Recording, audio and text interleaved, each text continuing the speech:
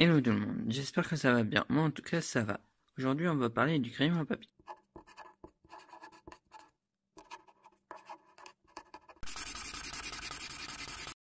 Selon le dictionnaire, un crayon est un instrument servant à écrire, à dessiner, généralement formé d'une mine de graphite ou de matière colorante enserrée dans une armature en bois tendre. Pendant l'Antiquité, les Romains utilisaient un stylet solide et sec fait de plomb pour écrire. Ils ont ensuite utilisé un alliage d'étain et de plomb. Au cours du Moyen Âge, divers expédients furent utilisés. Un expédient est une solution momentanée pour éviter les ennuis sans résoudre le problème principal. C'étaient des sortes de mines enrobées de bois pour les protéger de la casse. Pendant le XVe siècle, en Angleterre, on découvre un important gisement de minerai noir qui ressemble à du plomb et que l'on nomme donc plombagine. C'était en fait du graphite. On doit l'invention du crayon que l'on connaît aujourd'hui à deux personnes.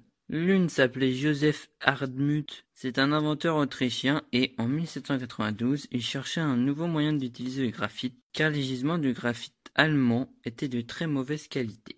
L'autre s'appelait Nicolas Jacques Conté, chimiste français, et c'est en 1795 qu'il eut l'idée de remplacer le graphite pur par un mélange de graphite moulu très fin et de poudre d'argile.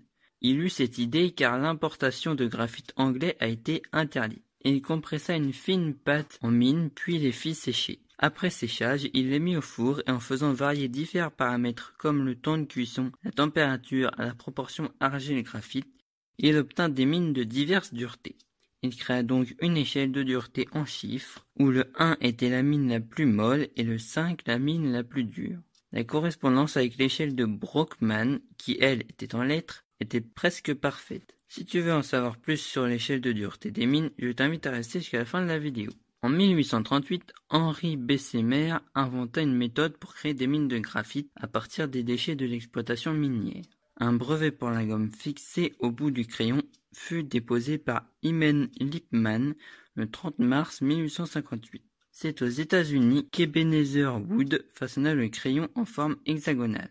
Au début du XXe siècle, la consommation excessive de cèdre pour le bois des crayons est telle que l'on récupère le bois des menuiseries et des barrières avant d'utiliser du cèdre à encens qui ressemble au cèdre et qui est issu de forêts gérées. Aujourd'hui, c'est encore ce bois qui est majoritairement utilisé. L'échelle servant à classer la dureté des mines telle qu'on la connaît aujourd'hui fut inventée par la maison Brockmann en Angleterre, ce qui explique le code de lettres en anglais. À sa création, elle ne possédait que 6 duretés, HH, H, F, HB, B, BB, au lieu de 20 aujourd'hui. B veut dire black. 9B est la mine la plus tendre ou grasse sur l'échelle d'aujourd'hui, celle qui a le plus de graphite et le moins d'argile. F veut dire fine, c'est la mine qui est au milieu de l'échelle d'aujourd'hui, celle qui a autant de graphite que d'argile. H veut dire hard, 9H est la mine la plus dure ou sèche sur l'échelle d'aujourd'hui, celle qui a le plus d'argile et le moins de graphite.